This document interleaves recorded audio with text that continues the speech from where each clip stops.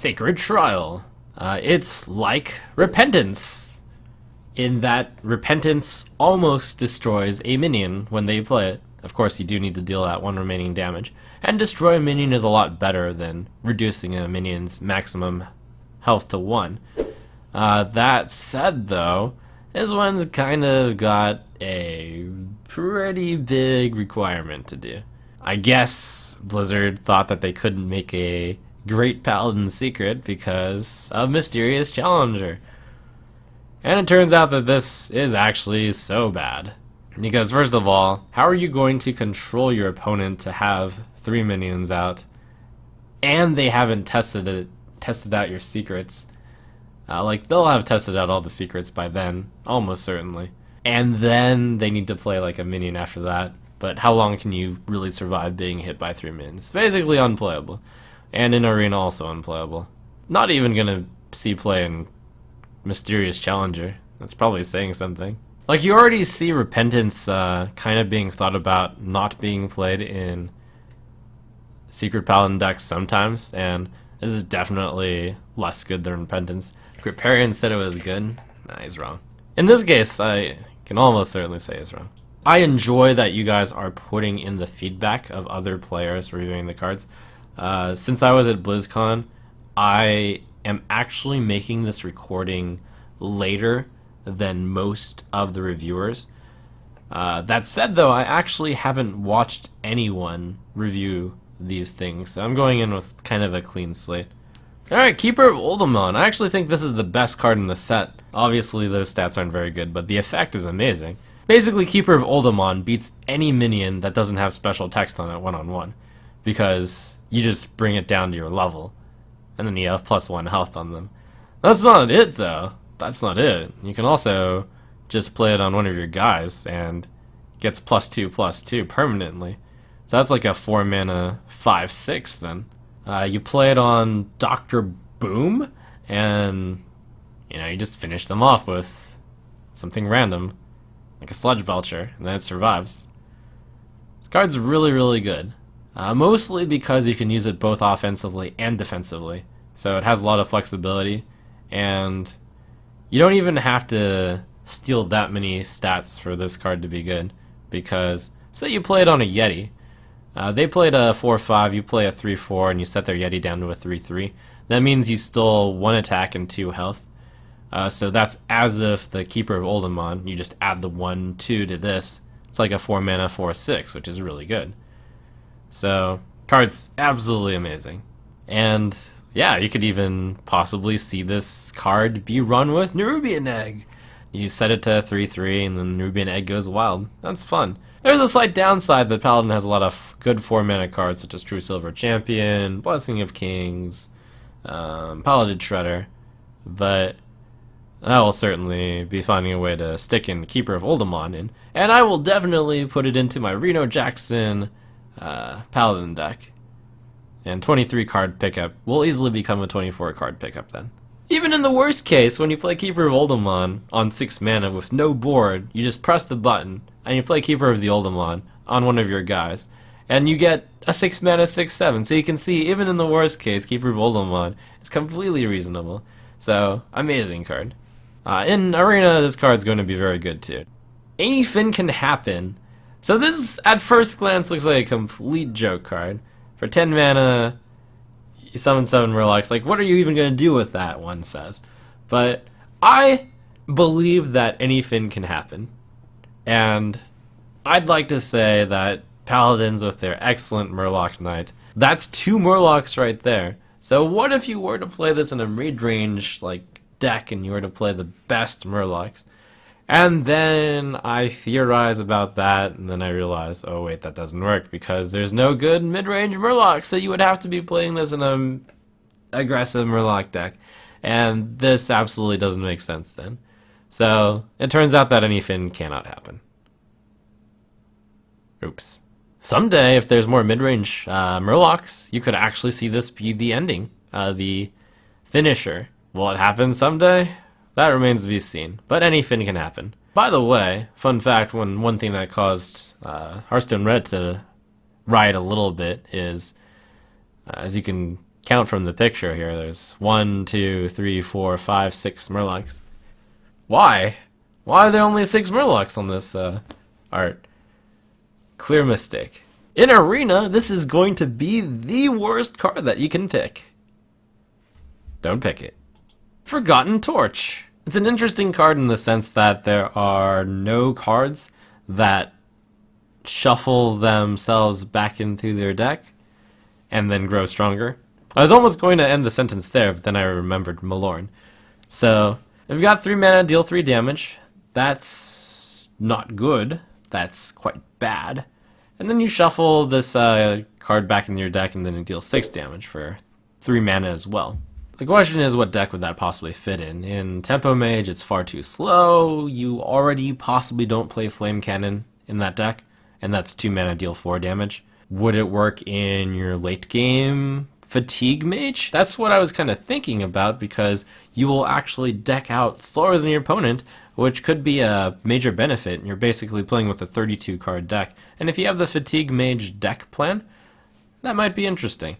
I don't think it's good in Freeze Mage because you do need to draw quite a few cards in that deck. If you're adding too many like filler cards, then that's not good. So very specifically, I think in Fatigue Mage it has a chance. In Arena, this card's going to be pretty good because 3 mana, deal 3 damage is fairly reasonable, and you might get lucky and draw 3 mana, deal 6 damage later. The games go kind of long enough to do that. A lot of people are confused about my statement that this card wouldn't be good in Freeze Mage, so I guess I have to be a little bit more specific. You need to first draw this completely pointless card. Like, people are completely just obsessed with their deck, but your deck doesn't matter, because unless you draw every single card in your deck, what you're doing is you're drawing a 3 mana deal 3 damage card, and then you never like draw the other card because you're never lucky. Or that is to say, like, you're replacing one of your useful card draws with a 3 mana deal 3 damage. I think this card is really deceptively bad, and kind of like the same people who think Fel Reaver sucks think that this card is awesome. I personally don't think that it will fit into Freeze Mage. Go prove me wrong. I feel like every single card draw from Freeze Mage is so valuable that you cannot spend one draw getting a 3 mana deal 3 damage card. But, you know, Oskaka is a better person to ask that, so ask him whether or not Forgotten Torch can fit into Freeze Mage. And if I could ask him before reviewing this card, I would. I would hope that I would be right in thinking that he would say, no, this card is bad to me, but, you know, maybe I'm wrong. In Arena, this card is actually going to be good, because deal 3 damage for 3 is okay, and then you might actually have enough time to do the better Torch. Ethereal Conjurer, 5 mana, 6/3, discover a spell. Pretty interesting. Now, since the discovered spell is always a mage card because of the way that discover works, mage has a lot of good spells, and you'll usually be able to choose one specific one that you want, be in an area of effect, or some kind of single target, or maybe you just want some kind of freeze thing. There are a lot of secrets in mage. I'd say that if you play this and get a secret, you usually wouldn't want it because most of the time the secrets are only in the deck because of Mad Scientist. So how good is a 5 mana 6/3? Draw a card. Well, you have mages playing the 5 mana 4/4 draw a card with spell damage. In Azure Drake, this card is better and worse in that it loses 1 health for 2 attack. I'd say 3 and 4 health are kind of the same, sort of. And arguably, Discover a Spell is better than Draw a Card because you get to choose from 3. You'd have to run the exact statistics. Sometimes you're going to get the Mirror Image, and then the Vaporize, and then the Ice Barrier draw, and you might be sad. But a lot of the times you're going to get something relevant, and you can pick the spell that fits your situation the best, and that's good because spells tend to be fast. This card can be compared with the 6 mana 5/5 Grand Crusader card, where you draw a random Paladin card. And drawing a random Paladin card is definitely worse, I'm going to say, than choose 1 out of 3 random mage spells. So you compare the fact that this costs 1 less, and that it's 1 more attack and 2 less health, and I think Ethereal Conjurer actually has a real chance. So I like the card. It's going to bring a lot of interesting variety, and In Arena, this card is going to be amazing because Azure Drake is amazing, and this card is going to be very, very similar to Azure Drake, I'm foreseeing. And I'm going to remind everyone, again, that Discover is only class-specific and neutral-specific, and there are currently no neutral spells, so you're getting a Mage spell. Animated Armor! Wow, this effect looks amazing, you say as you look at it. Your hero can only take 1 damage. That's really cool. 4 mana, 4/4. Which is kind of reasonable stats if the effect is awesome. And the effect is awesome. But here's the problem with minions with awesome effects. They can die, and then the awesome effect goes away. Which is why so often the awesome effect needs to either like immediately occur, such as in a battle cry, or be that good anyways, or have good enough stats. This card is only 1 less health than a Yeti, which is the 4 mana 4/5 gold standard, but that ends up enough for it to not be good enough. Ultimately, this card will end up being very, very similar to a 4 mana 4/4 taunt, and given that the effect isn't threatening enough past that, it's not going to really be much other than that. If you could find a way to stealth this permanently, it would be very, very interesting, but Mage isn't going to have a way to do that. So, in Constructed, I'm going to say that this will not work. In Arena, this is going to be a 4 mana 4/4, which is also not going to work. It's even less good than Taunt because they can still hit your other minions. It only taunts for you. And a lot of the reason why Taunt is good is because you can protect your other minions with it. Dart Trap. It's kind of like Snipe. When an opposing hero power is used, deal 5 damage to a random enemy. It's kind of like Snipe in the sense that it deals 5 damage, which is almost like Snipe, which deals 4 damage to a minion, but this one can hit the face. Now, here's the thing, though. This is one of the cards which is very difficult to get your opponents to trigger it. It's a little bit sneaky in the sense that you can play this Dart Trap, and it might take a really long time before your opponent even figures out what it is, which I think is a concept that isn't emphasized too much by other people. Like, a lot of people will just dismiss this as, terrible. And that's actually the feeling that I got the first time I saw it, too. But it sticks around for a while, and it's really hard to test for all the Hunter secrets. Oftentimes, you end up just not attacking because of the fact that the Hunter has a secret out. And, you know, even when they attack and their stuff doesn't get blown up and their thing doesn't get returned to hand, they could think it's Snake Trap. But still, eventually hero power will be used, and your 5 damage is going to hit like a Silver Hand Recruit, and then you're going to be sad. It's a really interesting card against Freeze Mage, because sometimes they'll just blow up on their turn behind the ice block, and that's fun. But then you might actually just hit their Acolyte of Pain, since that's usually why they're using their hero power. It's just too inconsistent. Maybe if it said deal 5 damage to like the opposing hero, it might be even better. Anyways, the main downside is the fact that the card says random, so you can't control it, and I don't see it being good. I see it around the same length as Snipe. But at least with Snipe, you are focusing on something. In Arena, I also just think this card isn't going to be quite good enough. It's like 5 damage, but it's uncontrolled, and you can just throw darts. You're just throwing darts while blind here. It might never even get activated in the normal game of Hearthstone, because you usually want to avoid using your hero power and you want to stay on curve. Desert Camel. This one is a really interesting card, which might even see the metagame shift around the Camel a little, if this card is popular. So 3 mana 2/4, put a 1-cost minion from each deck into the battlefield. It is from your deck, and quite a lot of decks don't use 1-cost minions, so if you put your Leper Gnome into play with the Desert Camel, then it's going to be as if you used 3 mana to summon like a 2/4 and a 2/1 Leper Gnome, which is kind of like 4/5 in stats, but even better because the Leper Gnome deals 2 damage. So if your opponent doesn't end up getting a 1-cost minion, then your Desert Camel is actually ridiculous. Even if you get the Abusive Sergeant, it's still a 2/4 and a 2/1, and that's a lot better than Razorfin Hunter, which is a 2/3 and you summon a 1/1. So the big problem is if you are up against an opponent who does have a 1-cost minion in their deck, most commonly would be Zombie Chow, or, you know, the Mirror and they get a 2/1, then you're only paying 3 mana for a 2/4, which is not very good. This is a really interesting card which depends quite a bit based on meta, and you would put it in your deck which has Leper Gnomes and Abusive Sergeants, so probably a more aggressive deck.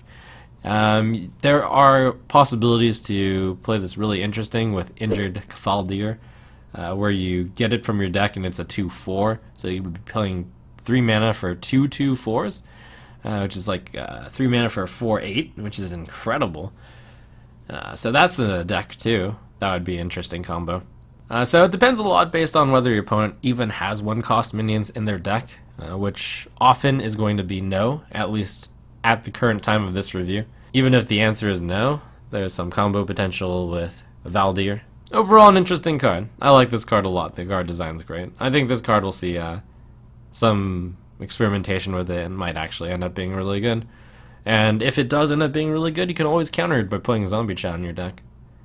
And you can really counter it by playing Injured Cavalier in your deck, which would be hilarious. In Arena, this card is actually going to depend a lot on whether or not you have 1-cost minions in your deck, because your opponent will actually sometimes not have 1-cost minions in their deck. So you can just get your 3 mana 2/4 plus 1-cost guy. It's a lot like Mad Scientist in the sense that the 1-cost is usually not so good, but the fact that you're getting it for free with another card is great. Explorer's Hat. This card is interesting enough that there was a top Reddit post about someone who did a card review just purely on Explorer's Hat, so I'm going to kind of echo that card review. It's a little bit similar to replacing your hero power, because you spend your turn, well, you spend your hero power that you would go there into giving a minion +1/+1. You can just immediately throw the minion into another minion, and then you get the hat back, and then you spend another 2 mana giving +1/+1. There was never an argument saying that this deck or this card was good, but just that was possible. There's some combinations you can make with Lock and Load, and then using the Explorer's Hat like 3 times.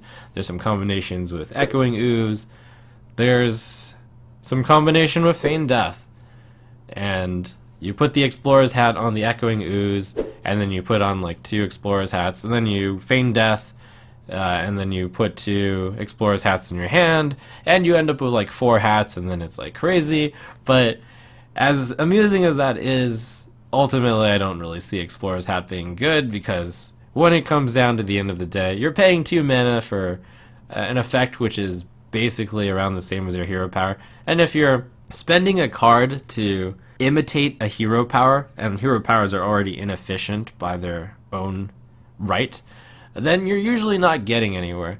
So the card is really awesome in the sense that it's cool, and it's so flavorful because, you know, explorers always get their hat back. But ultimately, you can also just compare this card with Mark of the Wild and say, oh, Mark of the Wild gives +2/+2 and is also 2 mana, and it also gives Taunt, and it just isn't there. If you had like infinite mana, then Explorer's Hat would be pretty good, but that's also saying if Explorer's Hat costs 0 mana, it would be pretty good. So in Constructed, as much as the possibilities are there, I don't really see it working. And in Arena, Arena might be slow enough that Explorer's Hat might work. No, I actually don't think it will either, because part of it is you want to combo-wombo it. Raven Idol. Really cute card. I really like the way that this mechanic was used. It's a very clever spell, so the card designer in me is like geeking out. It's like, wow, look at the possibilities. You can discover any minion out there which isn't out of your class, or any druid spell. Look at the flexibility, and it just is 1 mana. So it's very comparable to something like Mind Vision, which is 1 mana and then you get another card. But this one lets you basically draft a card in while you're playing a game, and it helps fill your mana curve as well.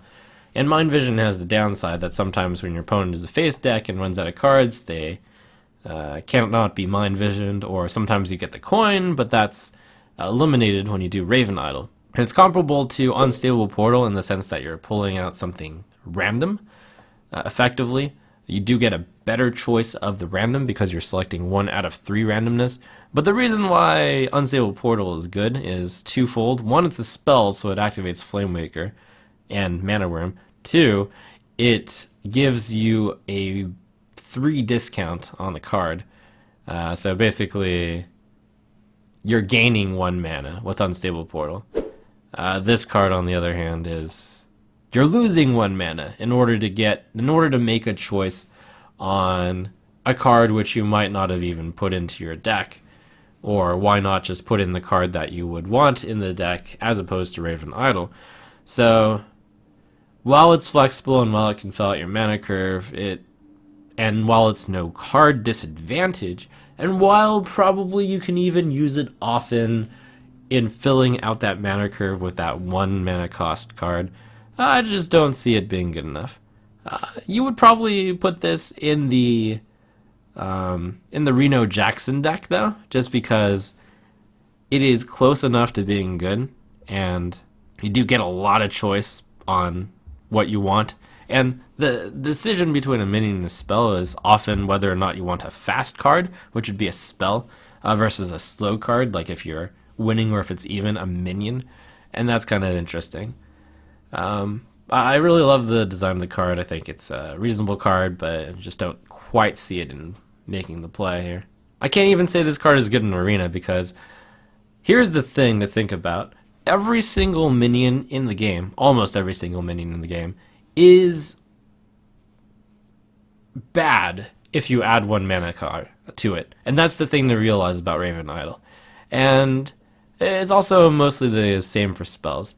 And that's how well balanced that Hearthstone is. There are some exceptions, but for the most part, it's like that. And it's really similar to tracking. And tracking is not bad in Arena, certainly. But it's not great. And tracking was played a little bit in Constructed, so Raven Idol might see some play.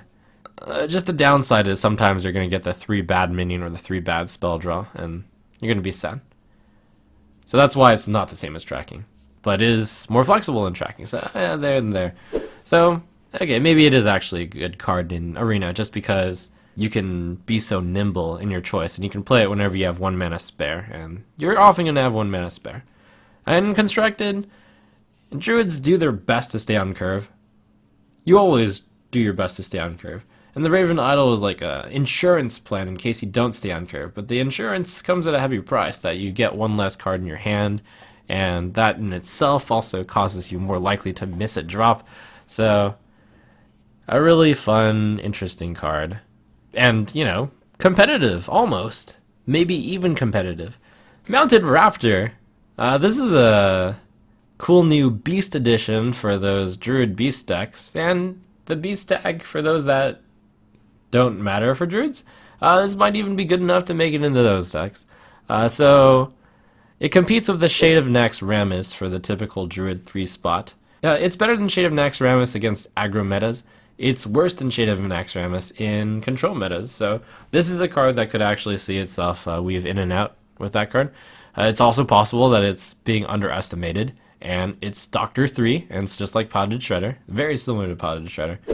It actually trades pretty well against Paladin Shredder. You play your 3-drop, they play the Paladin Shredder, you trade your Mounted Raptor into their Paladin Shredder, they get a 2-drop, you get a 1-drop, it's kind of balanced, sort of. The main problem with 1-cost minions continues to be that some of them have 1 health, which means that the opponent just uses their 2-mana hero ability to take it out. But, tempo exists. If they use the 2 mana to take it out, then it's like a Mounted Raptor is a 1 mana 3/2, which is really good. And sometimes you don't get a 1 health minion. Sometimes those 1-cost minions are really good. There are 1/3s. There's currently a 2/4 out there in Druid Cavaldir. There's some 3/2s, Flame Imp. There's a 2/3 out there, Zombie Chow. It's very similar to Harvest Golem. Most of the reason why Harvest Golem wasn't played is because the 3/2, just the Death Rattle cards really want to have more attack than health. This card's gonna see play, especially in more aggro metas. Will this card be enough to make the Druid Beast deck viable? There's 2 really good, or reasonably good Druid cards, which matter for Beasts, which the Druid deck hasn't seen the Beast form out yet, because there just weren't enough Beasts or Beast Synergy cards. So will the addition of this great Beast make the Druid of the Fang, 5 mana 7/7 sometimes requires a Beast, and the Windwalker, 4 mana 4/7 sometimes requires a Beast? Will that make it viable? It remains to be seen. But this card in itself, I think it's very solid. And we'll replace Shade of Nax Rammus if the meta is fast. In Arena, this card's going to be pretty good, for the same reason that Harvest Golem is good. Jungle Moonkin. Really interesting effect here. It is a beast, so it will help out those beast decks as well. Both players have spell damage +2. This is one of those symmetric effects which will matter a lot more for the Druid because Swipe is insane with spell damage. You play this on turn 8 with the Swipe, and you're basically Flame Striking. You're usually doing something better than Flame Strike because you target something for 6 damage, and then you target the rest for 3, and that's usually better than 4 damage across the board. Not always, but usually. Of course, it costs 1 more mana. Jungle Moonkin also has the flexibility that you can just play it on turn 4. It's not awful as a 4/4, and then you swipe the next turn and you basically clear the board. Yes, it has the downside that it's both players have spell damage, and there's often, like here and there, going to be the spell damage effect, like which matters. For example, you play this card, and then they Consecration, and Consecration actually kills your Moonkin, and your entire board also. You get Flame Struck, basically. You know, against the Warlock, they're going to Implosion your Moonkin, and then wapow, they get 6 imps, and you're never lucky. So, a really interesting card. Against some decks, it'll have absolutely no drawback. Against some decks, there will be a small amount of time where you get punished really hard. And against some decks, you'll just get Millhouse Mana Stormed, basically. But hey, I really want to Flame Swipe people. So, I think this deck has some potential. In Arena, it actually is about the same thing as Constructed. But you, of course, will want to pick this when you have the spells. It's very comparable, actually, to Ogre Magi in both Constructed and Arena. Ogre Magi obviously doesn't see any play. It's also a weak card in Arena. Does the fact that it have the extra +1 damage, spell damage matter if your downside is the opponent has +2 spell damage? And I'm going to say that when I think about every single Constructed deck that exists out there right now, it is just a little bit too scary. Even though you can get in that awesome Flame Swipe. You just get Consecrated back, or you get Swiped back, and that hurts. You get Implosioned. You get Frostball, you get Flame Cannon. Even if a deck only has 2 spells in it. You get Hellfired, you get Shadow Flame, you get Mortal Coiled. Decks don't have that many spells in them, but the spells that will be played are going to be really savage. And oh my, I think we've done it. We've covered all the cards. Holy crap, I'm hungry. Adventure we seek, cross land and sea.